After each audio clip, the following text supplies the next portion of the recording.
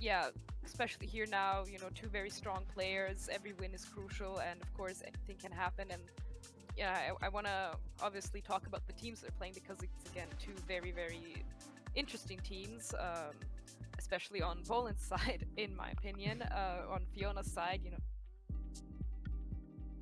she has a Clefairy, which personally I haven't seen that much of.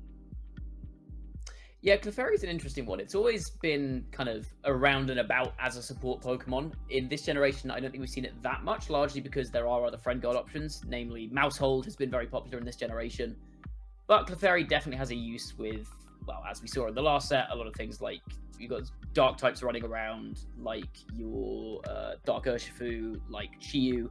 Having that fairy type, a much nicer defensive type than normal. It can also take hits better from things like Iron Hands. So that typing is very nice on a redirection Pokemon. It also has access to things like Life Dew. You'll often see Heal Pulse rather than Life Dew on Clefairy just for that bonus healing on the thing next to it that is often trying to set up. And on this team, we do see a couple of setup Pokemon with Dragon Dance Excalibur with Clear Amulet, a little bit different to the Swords Dance loaded dice set we saw last time in our previous match. This time, that Clear Amulet going to stop any Intimidate drops from Tomoya's Landorus, which we'll see in a second. And the Ogerpon was a very interesting set, which I think you pointed out earlier. Yeah, it's interesting to see here that the Excalibur is playing neither Loaded Dice nor like Glaive Rush. So yeah, a completely different set to what I personally am used to seeing. And this Ogerpon, same thing, it's playing Focus Energy, which is also a move that I'm not used to seeing. And usually in that slot, I would expect something like a Follow Me. But Focus Energy means that the Ivy Cudgel will have an even higher chance of landing critical hits, which could be very, very crucial against something, like an Iron Hands on Tomoya's side, or of course a Fluttermane as well. Maybe even a Moonless.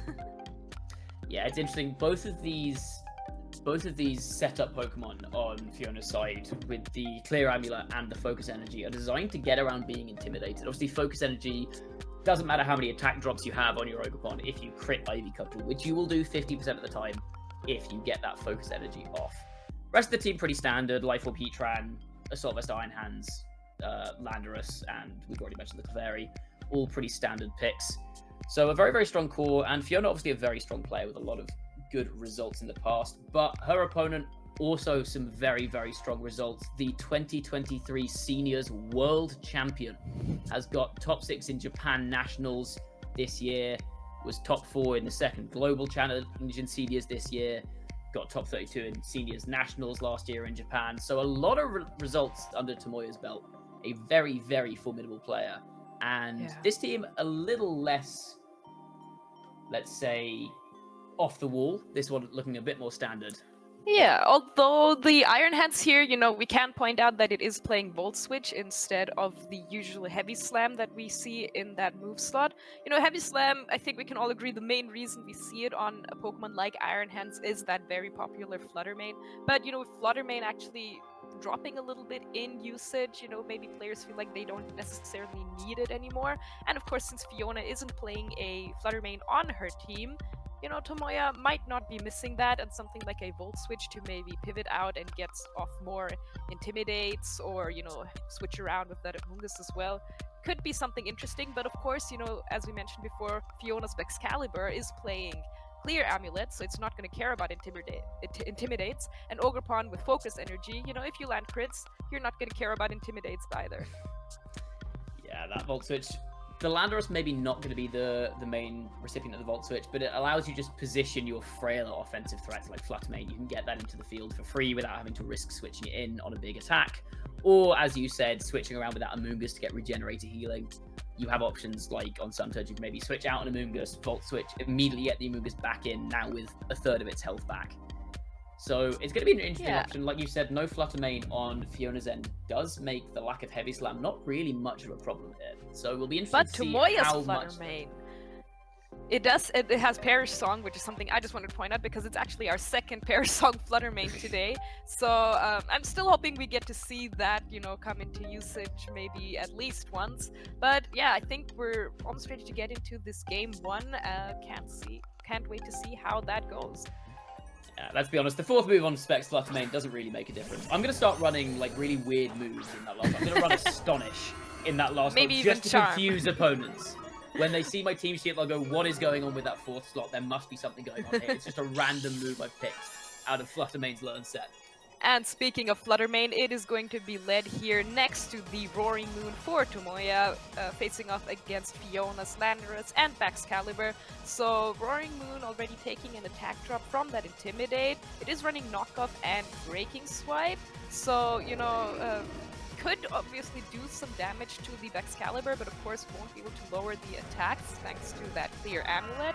Fluttermane also, you know, putting on some pressure onto that Baxcalibur, so it might want to consider going for something like a Terra Poison here. Interestingly, you mentioned the Clear Amulet here. We do have knockoff on the Roaring Moon, so there is an option where Roaring Moon can knock off the Clear Amulet, and suddenly those attack drops from the Intimidate and from the Breaking Swipe start to become a lot more relevant. Yeah, that's right. True.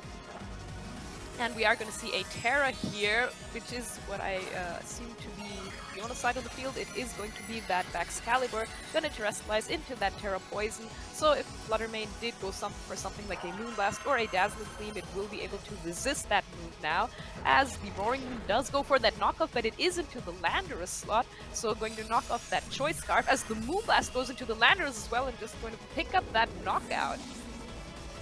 I really like that play from Tomoya there, because the knockoff, removing the Choice Scarf, means that suddenly the Fluttermane is going to outspeed. Oh! But the critical hit on the Fluttermane takes it out in one hit.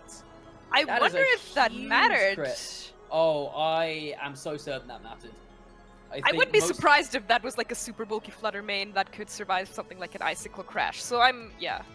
I mean, most Fluttermane at the moment are trained to be able to take something like an Icicle Crash from a Chien-Pao, which is doing more damage than a Baxcalibur is. So I would be very surprised if that crit didn't matter on the Fluttermane. Yeah. Still, taking the KO on the Landorus is nice for Tomoya, but I think he would have really liked that Fluttermane to be around for just one more turn, if nothing else. Especially with that Iron Hands coming in, getting a Moonblast into that would be very, very valuable, with no Terror option left on Fiona's side.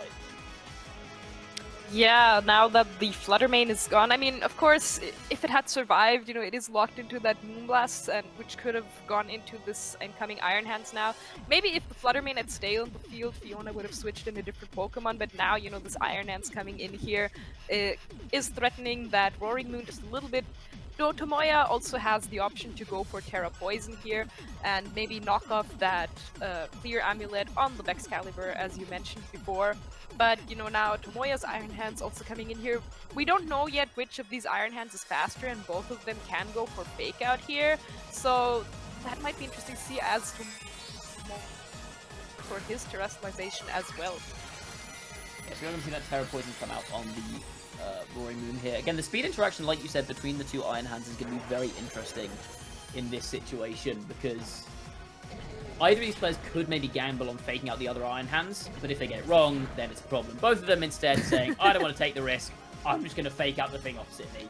But we do see that Fiona's Iron Hands there is probably faster. It could still be a speed tie, but Fiona's Iron Hands going first there is a big piece of information. And also Tomoya has now burned that Terrestrialization for not really any value there. Maybe worried about a Drain Punch or something from the Iron Hands going into the Roaring Moon, but instead it was just a fake out. And that Terrestrialization has now been used. No more surprise factor on switching to a good defensive type for the Roaring Moon. And Fiona is free to now press high horsepower into that, for example. Yeah, that's definitely an option, and I think it's fair to assume, if you're Fiona now, or also Tomoya, that, you know, Fiona's Iron Hands is faster. Of course, we can't know for sure yet, it could have been a speed tie, but I think it's fair to assume that the Roaring Moon gonna go knock off that Clear Amulet, meaning that it can be intimidated out, but a Dragon Dance coming out here for Fiona, gonna boost that attack and that speed stat. So this Baxcalibur looking very nice here, as Drain Punch goes into this Iron Hands, does a little bit of damage, is going to not cover anything since it is full HP, but the Volt Switch that we spoke of before for Tomoya coming out here. So, you know, now that the Baxcalibur does not have the Clear Amulet anymore, you know, Tomoya could switch in the Landorus, which he ends up doing to get that Intimidate out, and the Baxcalibur back to just neutral attack. And interestingly, this Roaring Moon is still going to be faster than Baxcalibur, so it does have the option to go for Breaking Swipe this turn as well, to put it down to -1. So we could potentially see Iron Hands come back in here in a really strong offensive position without the threat of Fiona's Landorus to intimidate it now. And this Roaring Moon can just start pressing Breaking Swipe, keeping those attack stats of all of Fiona's Pokemon minimized. So they're just not doing as much damage as Fiona would maybe like. I think another option here would maybe be to just go for a Tailwind and maybe Stomping Tantrum into the Excalibur, but it is going to go for a Protect here, so not going to take any damage, but the Breaking Swipe does come out, is not going to do anything to this Excalibur, and this Heatran is not really going to care about this attack drop and that little bit of damage it takes, and it is a Life Orb Heatran, so no Leftovers Recovery. U-Turn also not going to be doing any damage, so Tomoya has to switch back into his Iron Hands here, which I think is an okay position. You know, you get the fake out pressure again, and of course the Landers in the back means you can intimidate this Excalibur once again a little bit later. But Fiona, yeah, deciding to maybe switch around the positions a little bit. Of course, you still have that speed boost from the Dragon Dance, and she's trying to set up another one. It's an interesting position here from Tomoya. Tomoya going for the U-turn there, maybe worried about back-end Ogerpon, for example, if he locks into Stomping Tantrum with the Choice Scarf Landorus and Ogerpon comes in and can click Follow Me, that could become a bit of a problem. But now we've confirmed the fourth Pokemon on Fiona's side is that Heatran. You'll notice that with the Terra Poison and Excalibur, all three of these Pokemon are weak to ground. So this Landorus, next time it comes back in, is going to be free to click Stomping Tantrum. And there's not really much Fiona can do to play around that defensively. And on top of that, this Excalibur, it does keep trying to click Dragon Dance, but with the Breaking Swipe, with the Intimidate every turn, its attack stat is still going down rather than up, or at the very best, it's staying exactly where it is. So this is a very difficult position, I think, for Fiona. Yeah, Breaking Swipe, you're going to lower both the attack of the Iron Hands and the Excalibur, as Fiona does go for another Dragon Dance here. So, of course, you know, the attack stat is being lowered by Breaking Swipe and Intimidate, but the speed stat is going up, and I'm wondering that, you know, the Terra is already used on the Roaring Moon. So, you know, maybe an Icicle Crash on the Landorus, you know, you might be able to outspeed it thanks to all of your speed boosts, and then just KO it with an Icicle Crash. So Tomoya might have to set up something like a Tailwind here in order to prevent that from happening to his Landorus in the back. Yeah, like you said, the double speed boost now does mean that we're going to outspeed the Landorus, and we're going to outspeed the Roaring Moon, in fact. But we do see that Tailwind, like you identified. Tomoya saying, okay, your Excalibur's getting a little bit too fast for my liking. Just slow down a bit. I'm going to keep that speed control. I'm going to keep my Landorus faster than everything on your team. And I'm going to make it so that you can't just start setting up more speed boosts for free. You can't just Icicle Crash me as soon as I come in. Yeah, I'm surprised even with, you know, the Intimidates and the Breaking Swipes and all the attack dropping, you know, thanks to the Dragon Dances, that Stomping Tantrum still doing a lot of damage to that Roaring Moon. I wasn't sure if that would be enough to knock it out, but yeah, hanging on with a respectable amount of HP, and now on Fiona's side, Heatran coming back in, another Pokemon that is weak to that Stomping Tantrum, but right now Landorus is not on the field yet, and I think if I'm Tomoya, I might be, you know, afraid to maybe just hard switch, but that is where that potential Volt Switch comes in. Ooh. High horsepower that missing high there, but I horsepower is believe going to miss, actually. I believe it was aimed at the Iron Hands. So I don't know how much that would have mattered, because Excalibur's still at, I believe, -1 or -2 now. So that high horsepower probably wouldn't have done that much damage regardless, and the Drain Punch coming out into the Heatran would have healed off all that damage anyway. So I don't know how much that miss really mattered. Interesting that Fiona didn't go after the Roaring Moon that turn, because I think in that situation, if you can force the if you can force the Landorus in, then you end up in a situation where you can maybe pivot around your Iron Hands, get a Fake Out down, and get an Icicle Crash into it. But instead, Fiona's going to lock in a forfeit there. I think maybe a little bit premature on that. Obviously, she's not in the best position in that game, but there is still maybe an out. You've got Fake Out still in the back with your Iron Hands. You've potentially got crits with your Excalibur. So I don't know if the forfeit was the right move there, but that was definitely a tough position for Fiona. Yeah, no, I think Fiona definitely has options against this Roaring Moon. You know, if it hasn't terrestrialized yet, you can hit it with Icicle Crash, Drain Punches, and if it does go for Terra Poison, she has a Landorus of her own with Stomping Tantrum here. Heatran is running Earth Power, and it is a Life Orb boosted Earth Power. So, you know, a lot of moves that have the potential to do a lot of damage in this game too, which we will be getting into in just a second. Yeah, I think you identified that the Landorus on Fiona's end was probably a pretty valuable tool in this matchup, given that there are 3 physical Pokemon that don't really want to get intimidated. It can outspeed the Fluttermane, and it can one-shot the Heatran with Stomping Tantrum. Actually, no, it can't, because it's Shook Berry Heatran, but it still threatens a lot of damage on the Heatran. It threatens maybe a Terra Blast into a Moongus. But Fiona just allowed it to go down far too early in that game 1, so maybe it's being brought in the back this time to try and conserve it a little bit better. We will have to see how this game shapes up. Yeah, so we have the Roaring Moon Fluttermane lead here for Tomoya, and of course the Iron Hands and Heatran lead here for Fiona. And as I just mentioned, you know, this Iron Hands, of course, it could just go for something like a Fake Out into the Roaring Moon here. Does also have the option to just go for a Heavy Slam into the Fluttermane or hit that Roaring Moon with something like a Drain Punch. If I'm Tomoya here, not sure what I'm doing with the Iron Hand, with the Roaring Moon in this position. But also, you know, the Fluttermane is going to switch out because, of course, he does have to respect that potential Heavy Slam, as he is going to switch in his own Iron Hands, which I think is a very respectable switch, as the Roaring Moon just goes for a Protect. It's not going to be hit by either a Fake Out or a Drain Punch this turn, as the Fake Out does go into that Roaring Moon. And now this Life Orb Heatran still has the option to go for a move here. It is going to be a Flash Cannon into that slot that was the Fluttermane, but is now the Iron Hands, and there is a special defense drop. That could mean that a Earth Power next turn could hurt. I feel like it could hurt, but there's also the risk that Tomoya could go for Tailwind and Drain Punch into the Heatran this next turn. Obviously, there's the Terra Fairy option from Fiona, but you get a little bit dicey there to try and burn your Terastallization, and I still don't think Earth Power would actually take the KO, so probably more sensible to switch into maybe a Landorus here, which I think we saw Fiona lock into. Get down that Intimidate on both these physical attackers. And here, maybe just get some damage down with the Iron Hands. Yeah, Heatran switches out, and it is going to be the Landorus we see coming in here, getting that Intimidate down.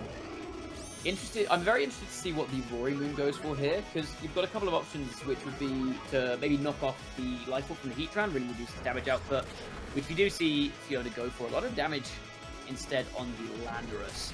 The Drain Punch is going to come out. Does not quite KO that the is Roaring a Moon. lot. It is. But the Volt Switch into his own Roaring Moon, guaranteeing that he's going to get that crit. A little bit more damage, but not particularly relevant. But Tomoya making such an intelligent play there, because Landorus could have come in on either slot there. Heatran also could have gone for a Protect in that situation. Tomoya's like, okay, I want to guarantee I get a safe switch into my Fluttermane. This is what I was saying beforehand, that Volt Switch, very useful for getting your kind of frailer threats onto the field for free. And targeting his own Roaring Moon just to guarantee that that goes off, knowing that with Roaring Moon's very high special defense stat, Iron Hands is not very high special attack stat. It's not going to threaten to KO there, even with that critical hit. And Tomoya gets a free switch into this Fluttermane, who is now in a great position with this Landorus. It's not got its Choice Scarf anymore. It doesn't outspeed the Fluttermane. It's potentially in range of maybe a Terra Fairy Dazzling Gleam. That's a really smart play from Tomoya. Yeah, Tomoya showing that that World Champion title is well deserved, as Fiona is going to switch out into her Heatran here, again in a very nice position here against this Fluttermane and Roaring Moon, and a Terastallization on her side as well onto this Iron Hands, which is going to be the Terra Fire. Yeah, Terra Fire, a good defensive type here, obviously resisting that Fairy type attack. You see the Breaking Swipe come out. That'll be an attack drop on the Iron Hands, which just means that this Fluttermane is probably not going to go down to a Heavy Slam now, if that is what the Iron Hands chooses to go for. But instead we see a Shadow Ball, no Fairy move coming out. Shadow Ball into the Heatran doing a very good chunk of damage. It is the Heavy Slam coming out now, and Fluttermane just about hangs on. That breaking swipe. Yeah, no, really showcasing why Roaring Moon is seeing more and more usage. You know, that breaking swipe, not doing a lot of damage, but then, you know, Pokemon like Fluttermane being able to survive something like a Heavy Slam from an Iron Hands, that's quite insane. But, you know, both Pokemon here on Tomoya's side now with just a little bit of HP left, but still a threat to this Iron Hands, which, you know, it is Terra Fire now, which means the Fluttermane cannot hit it with something like a Blast now, but, you know, it is still Choice Specs, and of course, it can still do a lot of damage with something like a Shadow Ball. But also this Heatran here, you know, it is playing Life Orb, and it still has a respective amount of HP, so this Flutter Mane is going to switch out, so not going to attempt to get a KO on this Heatran this turn. And it is going to be the Iron Hands switching in here as another knockoff going into this Iron Hands, going to knock off the Assault Vest, and a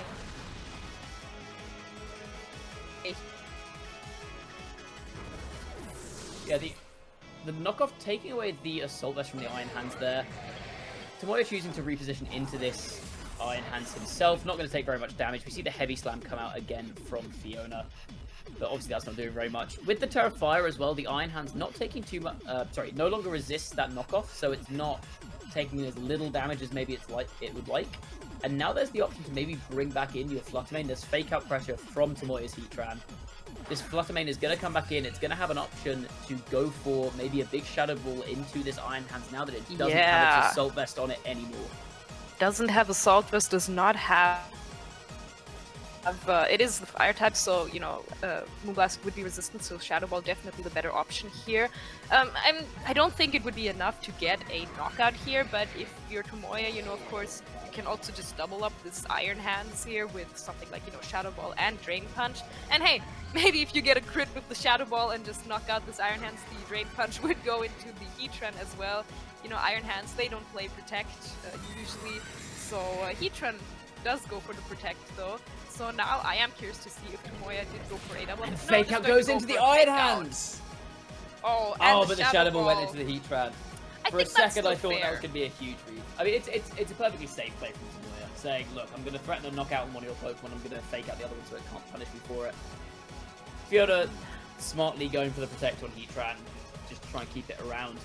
Would have been interesting maybe to see Tomoya go for the double up into that Iron Hands, but I don't know if from his perspective it's really worth going for such a big risk at this point in the game, because that Flutter Mane is doing so much damage that you maybe don't want to risk it at this point. And I think, especially if it's maybe a Landorus in the back, for example, the Heatran is going to be a bit more threatening than this Iron Hands is. Yeah, I really want to know how much a Shadow Ball is going to do into this Iron Hand slot now without the AV on it. You know, both the Heatran is also threatened to just be KO'd by a Shadow Ball, as that is exactly what Tomoya is going to go for, knocking out that Heatran with that Shadow Ball from his Flutter Mane. But now, of course, Fiona can easily go for something like a Heavy Slam into that Flutter Mane, which does end up happening. So both Heatran on Fiona's side and Flutter Mane on Tomoya's side going down this turn. And now a Drain Punch from Tomoya's Iron Hands into Fiona's Iron Hands. Also a good amount of damage, going to heal up a little bit. I think the fact that Tomoya's Iron Hands is healthier than Fiona's will definitely come into play, will definitely be an important factor. But she of course still does have a full HP Excalibur, and unlike last game, it has not lost its clear amulet, which means this Landorus here from Tomoya is not going to be able to get an attack drop on it. Yeah, and Fiona probably, I believe you saw, yeah, she's got her Landorus in the back end here. Tomoya is down to just 2 Pokemon, both of which are physical attackers. So this Landorus can pretty freely come in. It can go for the Stomping Tantrums, get an Intimidate down on both. And without Fake Out Pressure from Tomoya's side, there is nothing to stop the Baxcalibur from just going for an Icicle Crash into this Landorus. So maybe Tomoya might just have to bank on Rock Slide flinches for the rest of this game. If he locks into Stomping Tantrum, as soon as his Iron Hands goes down, he immediately loses to the Landorus in the back on Fiona's end. And the Stomping Tantrum would not be able to... Like, once you're locked into Stomping Tantrum, you're just giving the Excalibur the option to go for Icicle Crash into it. You know, he might need some Rock Slide flinches here on the Excalibur. You know, it isn't playing a priority move, which means, you know, it won't be attacking before the Landorus. But, of course, it is full HP, it does still have the option to set up some Dragon Dances to boost its speed, and then it's going to outspeed pretty much everything anyway after 1 or 2 Dragon Dances. But a Terrestrialization here for Tomoya is going to be his Landorus, which is going to Terra into that Flying type, so possibly trying to maybe resist or take, you know, you're still weak to Icicle Crash, but Fiona going for a Protect instead this turn, so no Dragon Dance, no Icicle Crash, as a Terra Blast comes out here into that slot that was the Terra Fairy Iron Hands, but instead that Landorus now going to tank that fairly well, as a Drain Punch is not going to be enough to knock it out. A nice read there from Tomoya, predicting that Excalibur is going to go for that Protect, but Fiona's Landorus still on the field, and yeah, she's going to switch it right back out in order to get more Intimidates later down the line. Interestingly, I think it's actually probably a good thing for Tomoya that the Landorus didn't go down there, because otherwise Fiona would have had some good fake-up pressure on the field from that Iron Hands. Instead, Tomoya does get one last Terra Blast off to pick up a KO into that slot pretty freely. Obviously, there's Landorus on Fiona's Endless Choice Scarf, so it can't protect, and the Iron Hands in the back cannot protect either. So potentially a double up into that slot would be good for Fiona to cover for both options. I think it's really, like, even if Tomoya doesn't get a KO here, Iron Hands from Tomoya's side is still very healthy, so it's definitely not over, because Iron Hands has a very positive matchup into this Excalibur. Yeah, and the Landorus is going to go for another Terra Blast. It is locked into that move now, into that Excalibur. That's going a lot to do of damage. Yeah, that is a respectable amount of damage, and the Icicle Crash because Landorus is going to still be enough to get that KO. You know, it's not 4 times weak, it is just 2 times weak, but that is still enough to get that knockout there. That clear amulet coming in through strong, not having its attack lowered. Drain Punch is not enough to knock out this Excalibur. So Excalibur both doing a lot of damage and tanking these moves very nicely. And now it is Tomoya's Iron Hands versus Fiona's Iron Hands, Excalibur, and of course still the Landorus in the back. And you know, Fiona's Pokemon are all quite damaged, but you know, Tomoya's Iron Hands, even though it is full HP, is not going to be able to come back from this.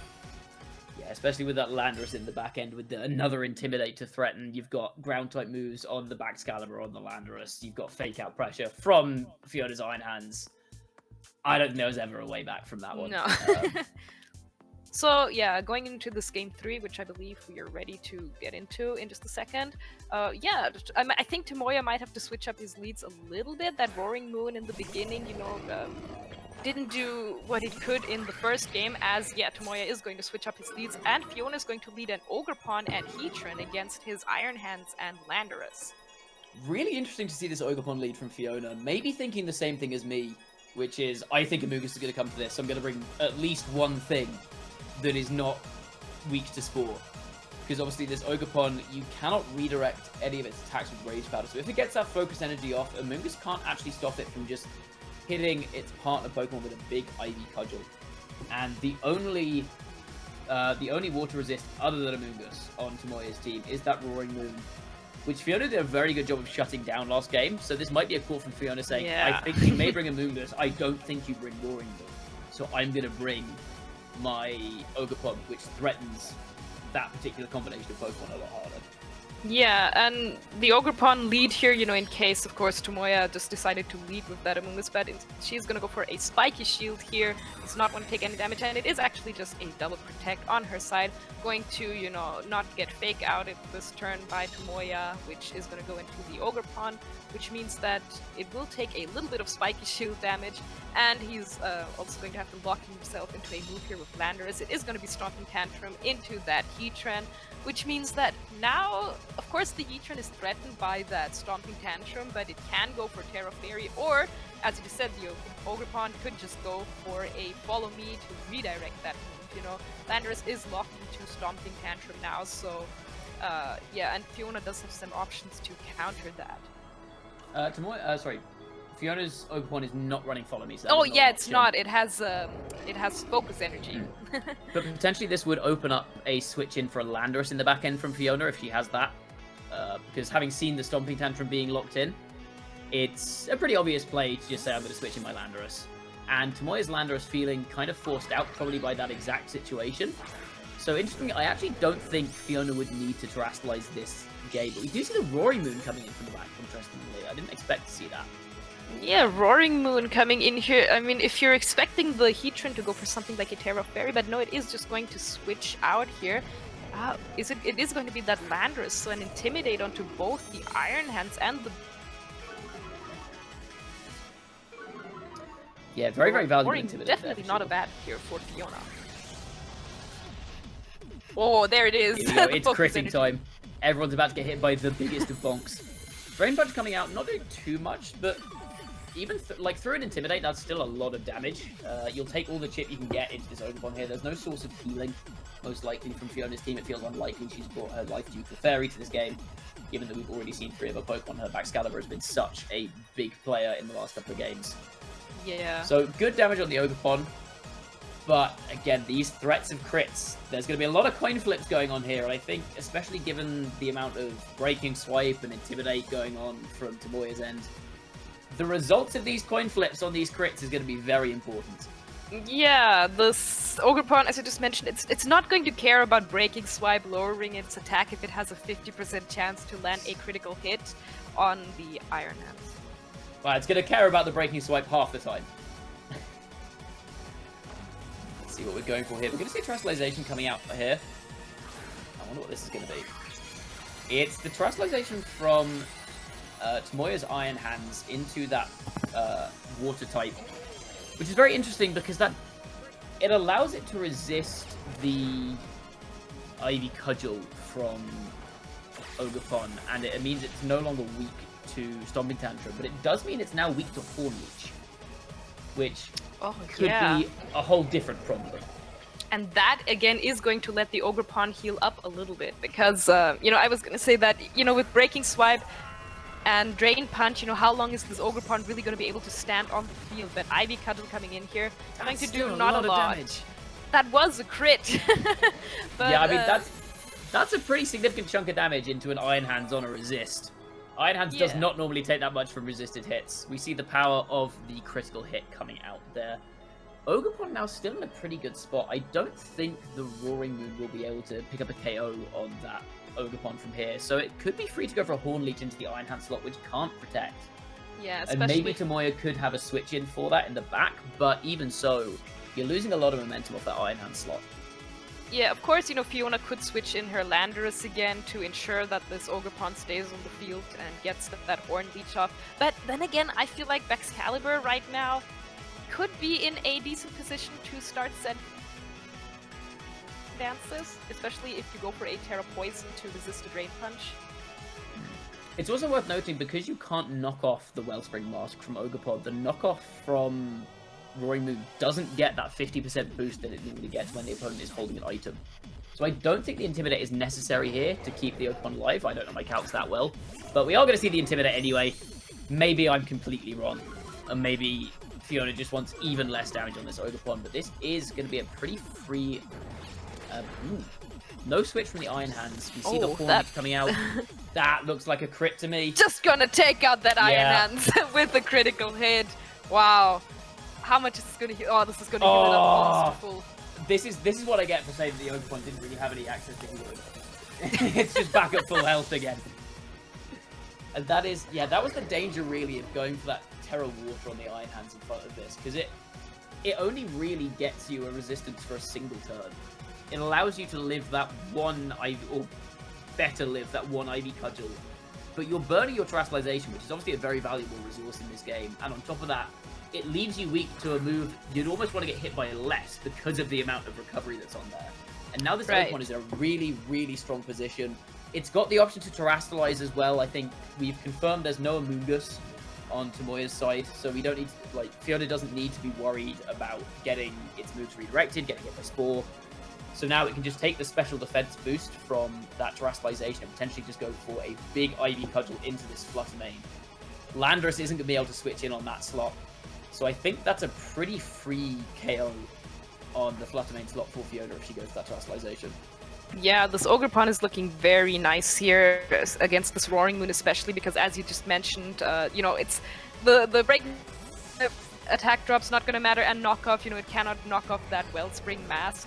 But yeah, now for Fiona here, Landorus, or Heatran, my bad, coming in here on her side, and a Terrestrialization onto that Ogerpon, as you predicted correctly, which means that it is going to lose its water absorbability, which is not going to matter at all against Tomoya's team, and it is going to get a special defense boost, which is going to be very, very nice to have against this Flutter Mane being one of the strongest special attackers in the game.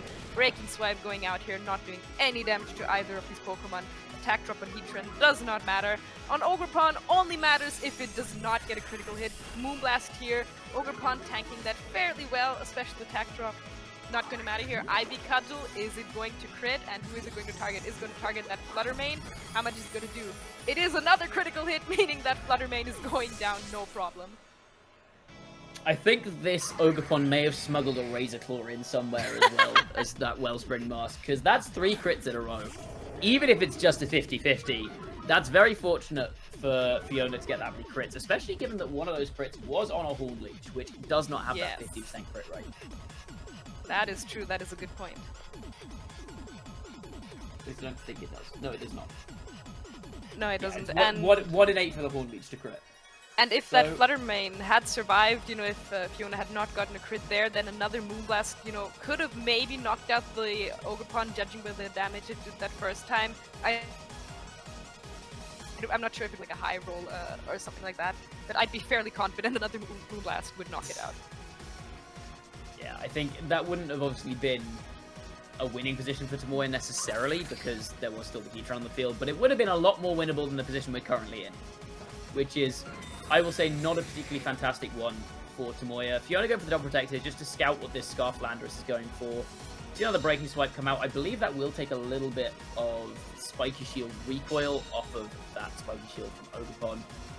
And Landorus is kind of out of options here for what to lock into, because if it locks into Rock Slide here, which we see, it's not doing that much damage, just fishing for flinches, but there's still that Iron Hands in the back end, I believe, which it's not really doing any damage to with that Rock Slide. So you're going to need a lot of flinches if you're Tomoya to get out of this situation. But as we always say in VGC, when there is a Rock Slide, there is a way. Of course, there's always a way when there is a Rock Slide, but you're going to need quite a few of them, I think, at this point. But of course, Landorus could also, you know, it is still playing that Choice Scarf, but I feel like this Heatran and Ogerpon on the field here is looking so nice. That knockoff is barely doing any damage, and Ogerpon doesn't hangs KO. on. Oh my god. No flinch. Oh, and this Ivy Cudgel here is going to be able to knock out this Landorus, no problem. It is another critical. There's a scope lens somewhere under that mask. There's a lot of places in that mask to hide a scope lens, and I think it's got to be snuck somewhere.